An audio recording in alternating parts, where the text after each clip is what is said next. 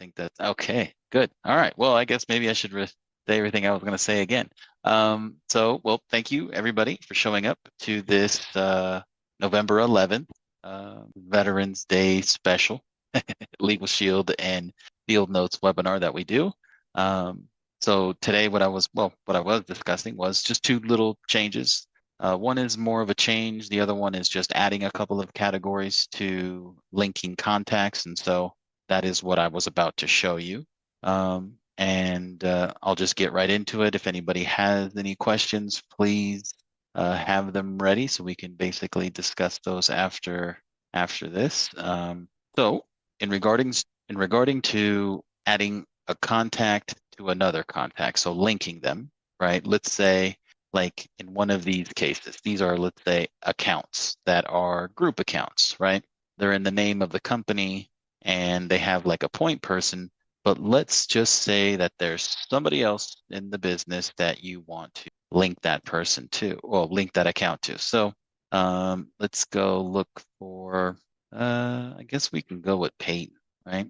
So we can pick any of our group accounts or any regular account, right? As long as it's a contact in your CRM, you can link it to another contact. And then you're going to make your way over here to the left-hand side and select View. Scroll down a little bit, and it's going to give you this little plus button where you can now search Peyton. Then we hit Apply, and we now have access to Peyton, right? We can see him here. And so what we would do is we would basically select any of these different relationships that might be these categories that we have. So the new ones are third-party administrator and corporate support. These are just from request. I did ask if anybody had any ideas. So far, these were the two that kind of came through. So those were entered, and now you can essentially add it as a third party. You can link it. And now, at least one call. I have to check the box. I apologize. And now we can link this to this contact. So Healthcare Solutions now has Peyton Young labeled as a third-party administrator. Okay. So if you're looking to like access this individual, I mean, I guess you can highlight any of these details, and then you can essentially, so if you did his name, you can simply copy it and just take it to the search. And I'm pretty sure it's going to bring back Peyton. That's if you needed to get into Peyton's account for whatever reason and make some adjustments, add a number, any details, save a note. You would be able to do that. And then I'm pretty sure it shows who he is linked to. So here you'll see the healthcare solutions as well, and his relationship with that company. So this should help for the people in question that want to have the relationship status a little bit more spot on. And please, all I would say is if you have any special requests, run them by me. I can't guarantee everything gets taken and done immediately. However, if it's brought to my attention and I can communicate it to the developers, and depending on its difficulty, sometimes things can be quickly added.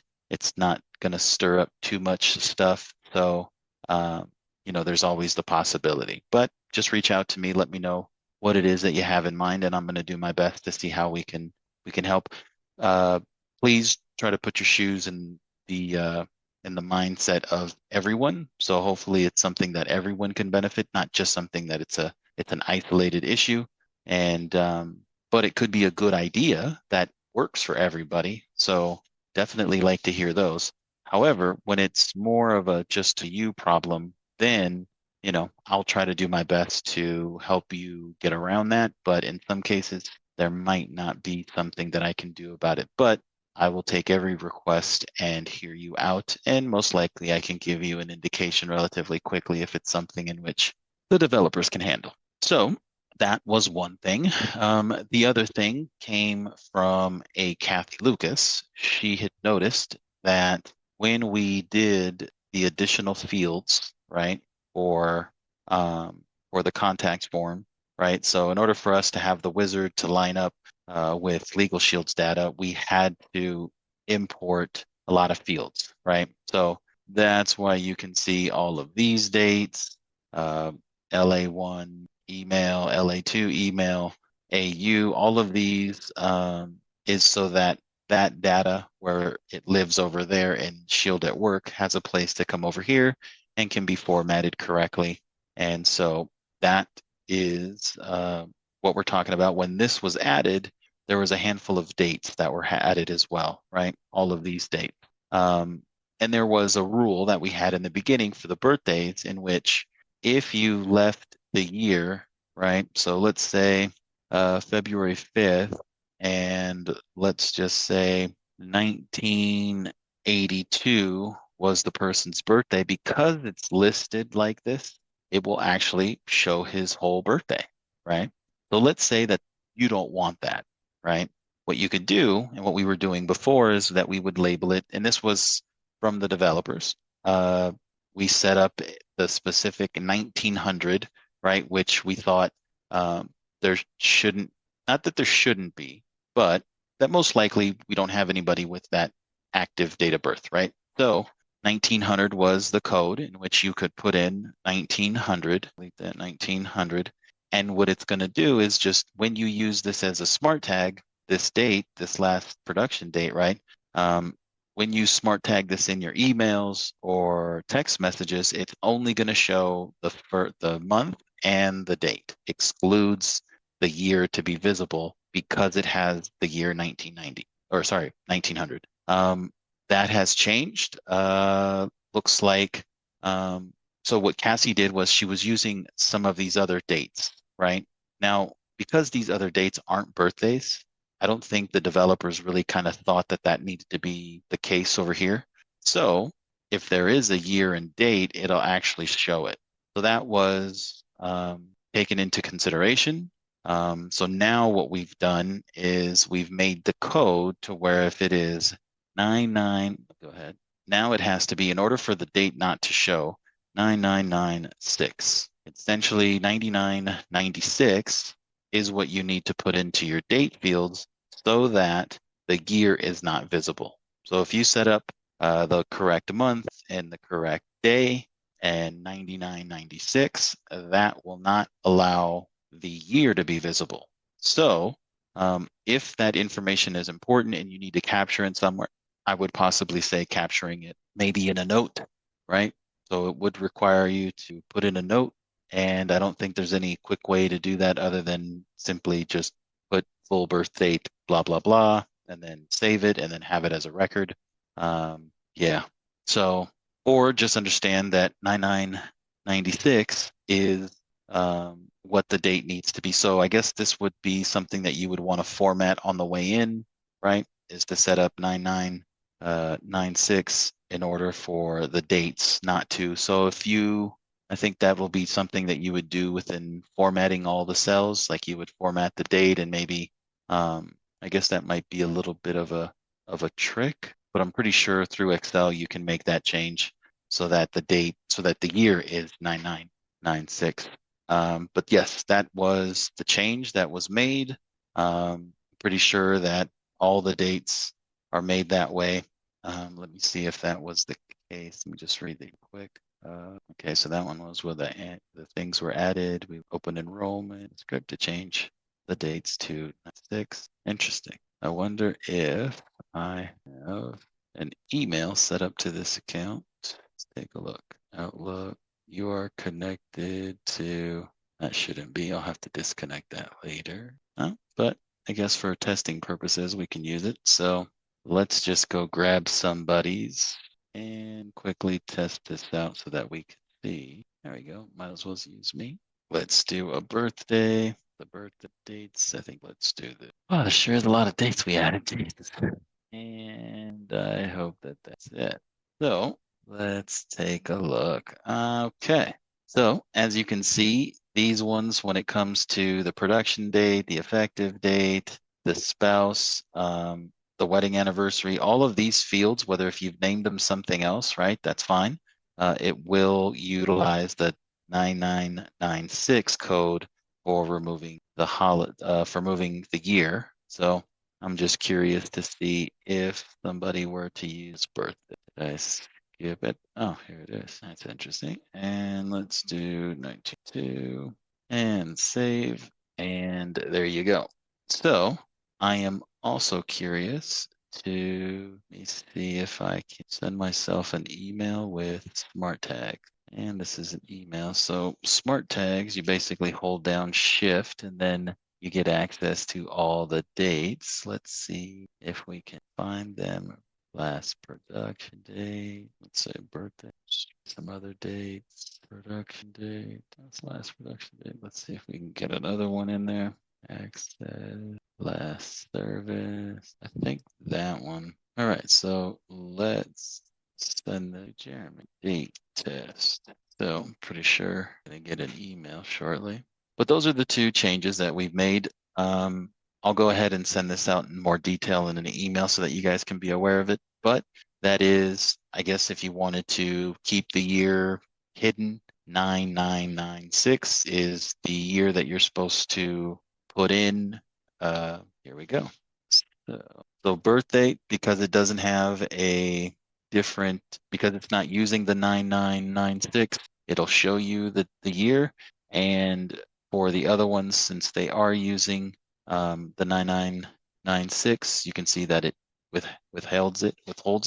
And so, yeah, small details. I know this is more important, like with the birthday, just in case, you have a young lady who most likely wouldn't like to have her year being shown, right? So I think that's where the beginning of that kind of started. But yeah, so those are the only little changes that we've made lately to the program, adding those two categories to the contact links and changing the code instead of 1900 to 9996. And so you guys should see something an email a little bit later. But yeah, that's what I had to discuss today. Not sure. Nobody really I didn't see any issues other than the 1999, sorry, the 1900 category that wasn't working for other years and other fields. And so that was understood. But that was the only issue.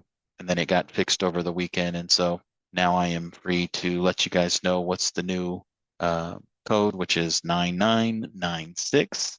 And then there's no other technical issues that I found that anybody was having. So I don't really have anything to report nor to discuss.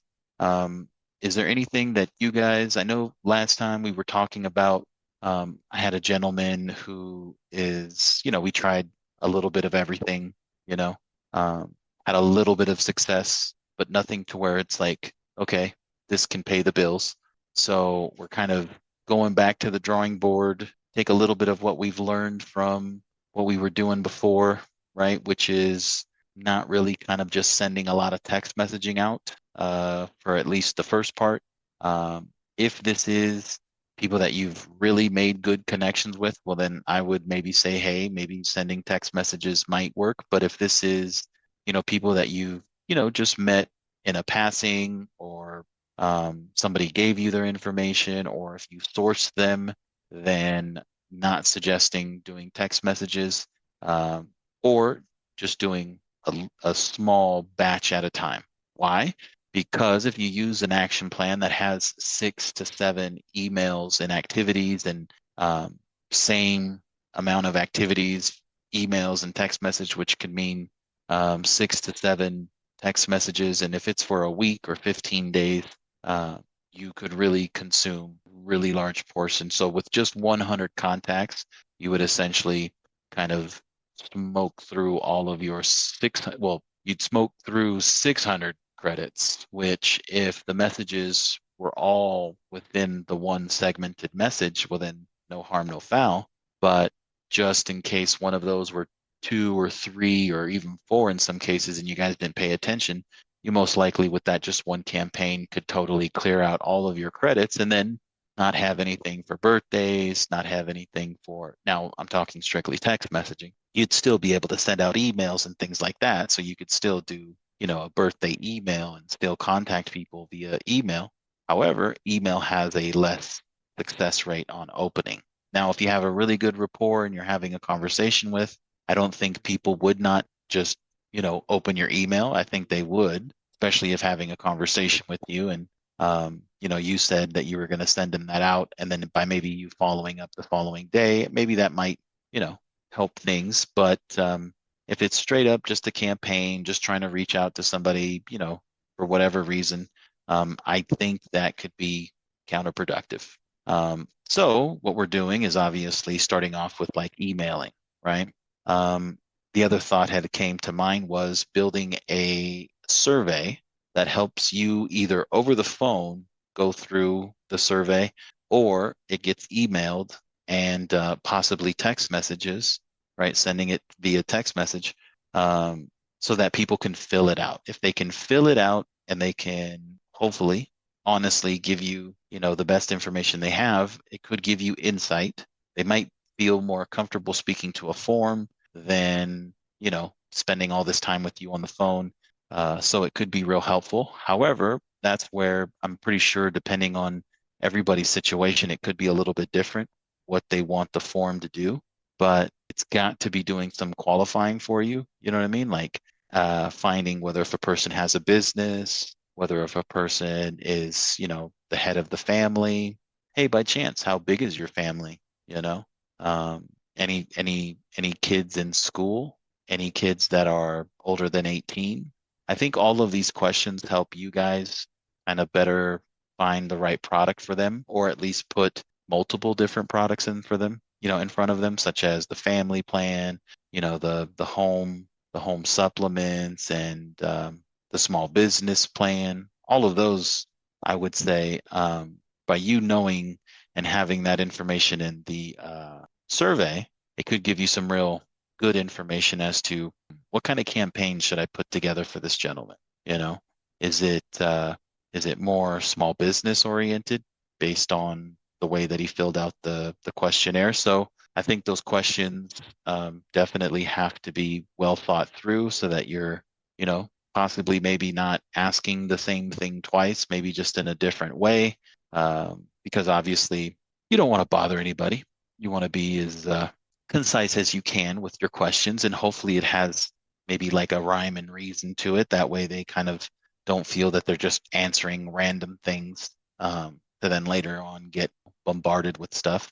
But definitely knowing, maybe possibly what's their preferred communication style, maybe maybe know why if this survey was like linked to an ad or something like that, or linked to some outreach that you did, possibly what caused you to look into LegalShield, right? And see if you can leave it like a blank and see if they can fulfill, oh, I'm looking, I just got in an accident and I'm looking for this, or, my landlord's trying to kick me out and I don't know what to do, and I don't want to pay a lot of money to a lawyer that I don't have, funds for. So maybe through those, them filling out the questions can give you some really good data, insight to what this person's looking for.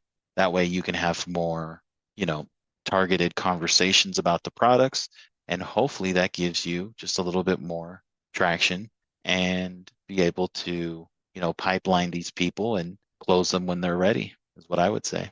So so yeah, so that's kind of, where we're at with him and what we need to do. Of course, we haven't kind of started yet, so I'm not sure if it's just, the holiday seasons and getting close to the end of the year that everybody's maybe taking a little bit light. However, that's fine by me. I am basically here waiting for whenever you guys have an issue that I can help you with. And so please do use my little, that is my phone number. That is my email address. You can email to support@Fieldnotes as well. I still get copied on those emails. So if I see any of our Legal Shield, I'll be sure to step in and help you guys there. I'm trying to think maybe, oh, I'm in my signatures. You'll always see my Book Me link. So if you guys have, some questions, maybe you want some one-on-one, maybe you want to bring up your specific CRM and how we can, how I can help you dial it in a little bit more. I think that that's key. So for the ones that haven't, feel free to reach out to me so that I can help you guys with that. But yeah, that's what I had. Does anybody have anything, any questions? I do see we have a new person on. It would be great to know maybe what state and your name and maybe who who told you about our service. That way I could maybe follow up with you. If you want to put that in the chat, you're welcome to do so. But yeah, essentially grateful for all the veterans who've laid their life down for our freedom. So that's something that I just kept on hearing a lot of talk about the Veterans Day, and I just was like, "What is it? That coming up?" And then, yes, indeed, it was. And so we're definitely grateful for that. I also got an email that's going out to everybody, all the all of our customers. So you guys should see a couple of emails from me today, minimum. But yeah, if you guys don't have any more issues or any concerns that you'd like to bring up, if it's personal and you just want to reach out to me personal, feel free to do so. You've got that information there, or you can follow up with one of the emails I've sent you guys in my signature. There's a book me link, and that has quite a bit of my schedule online so people can book time. And so, yeah, I thank you everybody for showing up. It was definitely a pleasure having you guys come here. And I guess I don't think there's anything next Thursday. I know for Thanksgiving, we'll definitely be taking a break. But for this 14th, I don't see. So yeah, so it was a pleasure. I definitely thank everybody. If you guys have any questions, you know where to find me. And you guys have a great day. All righty. Bye-bye now, guys.